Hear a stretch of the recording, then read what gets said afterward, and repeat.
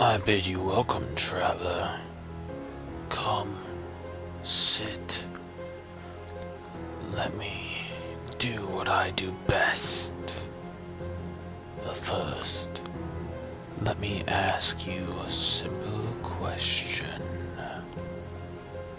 Do you truly know your beloved?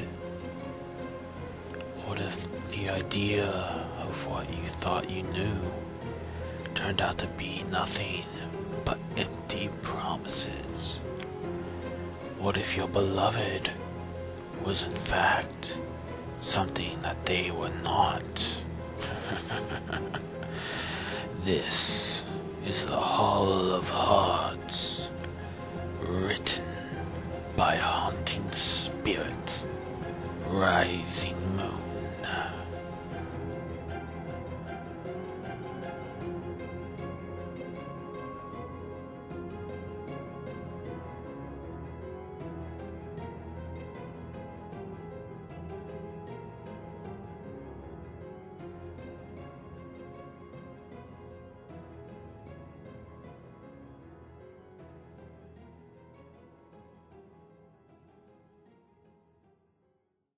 Princess Cadance smiled at her husband. Come on, Shining. What I'm going to show you is amazing. Shining chuckled and raised an eyebrow. Oh, what is this you want to show me? Shining was sitting in the throne room, and Cadance stood in the hallway, beckoning him over. I can't tell you. It's a surprise. The prince rolled his eyes, but followed her. You sound like Pinkie Pie. She smiled. Well, Pinkie Pie helped me create it. The prince smiled nervously. Pinkie wasn't known for her safety. Well, as long as it's safe. It was probably just him, but he could have sworn that there was a strange light in his wife's eyes. Don't worry, Shiny. It's perfectly safe. He followed her along the corridor, wondering just what her surprise could be. He was confused when she led him to a crystal pillar. He followed her along the corridor, wondering just what her surprise could be. He was confused when she led him to a crystal pillar. She spoke an enchantment, and a rectangle sunk into the pillar and lifted up. Shining was more than apprehensive, but he trusted her. He knew she would keep him safe, and him her. So he followed her into the column. It led down a set of creaky wooden stairs. The ceiling was stone, and this hallway was small and cramped. He could hear the sound of something leaking. There was a pungent odor in the air, making Shining crinkle his nose. The wooden stairs were coated in a sticky substance that he couldn't see in the dark. Cadance's horn glow was the only light, a faint pink light in the darkness. Soon they arrived at a door. Shining could tell it was a door because the light from Cadance's horn reflected off of the doorknob. Shining was trying not to panic, assuring himself Cadance wouldn't do anything to harm him, or any pony. She then opened the door. They walked in, and Shining looked around. It was too dark to tell what was around them. He heard the door behind him close, and Cadance locked it. That was unsettling. She walked over to the wall and flipped a switch. Fluorescent lights flickered on in the ceiling, revealing what hid in the darkness.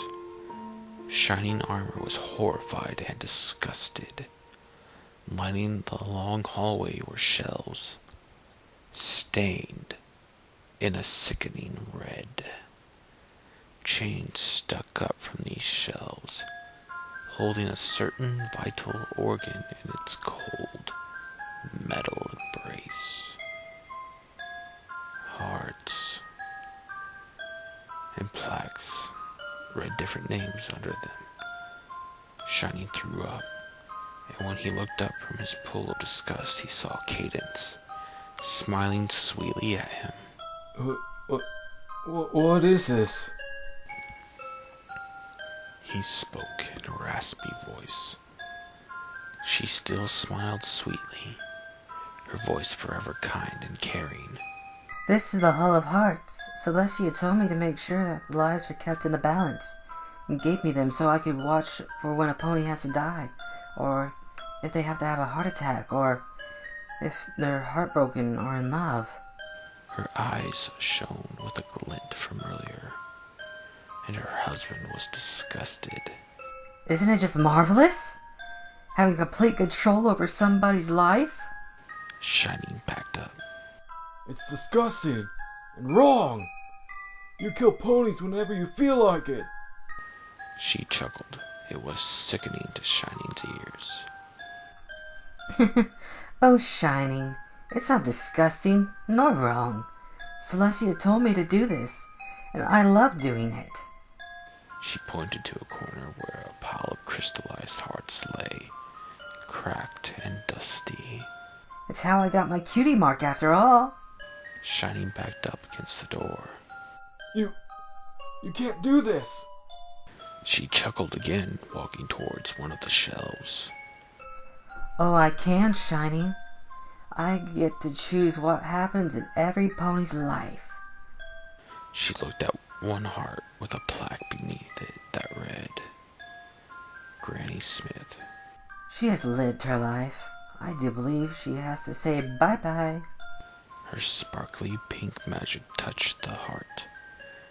Then Shining watched in horror as it slowly turned to crystal and was levitated over to the pile of discarded hearts. Shining could tell that the sticky substance was blood.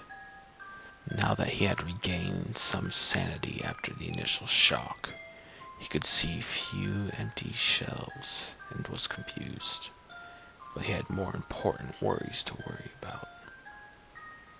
Cadance was walking towards another heart, but stopped as Shining spoke. I'll tell somebody. I'll gather the elements of harmony to defeat you. She turned back to him and slowly shook her head and clucked at him like a hen. Oh, Shining. I was so sure you would love and appreciate this, but sadly, you do not. And besides, you can't tell anybody if they're already dead. Shiny was more scared than he had ever been. What? She finished her walk towards one of the other shelves, and Shining's eyes widened in fear as he saw the plaque. Shining armor. Shining realized what she was going to do. No, please! Cadance clucked again. It's already too late, Shining. Her horn lit up. Shining yelled. No, please, I'm sorry, I'll... Silence. Cadance picked up the crystallized heart in her magic. Wonder what story I'll make up. Should I go with heart attack? Or a pony attacked him? She dropped the crystallized heart onto the pile and went back to unlock the door, passing Shining's body. She grinned and stopped, standing over him. Her horn flickered, revealing a black stallion underneath with a blood-red horn. Oh, Shining, what a wonderful husband you were. King Sombra grinned. He flickered back into his Princess Cadance form and left the room, loving the thought that Shining's body would be rotting in that underground chamber forever.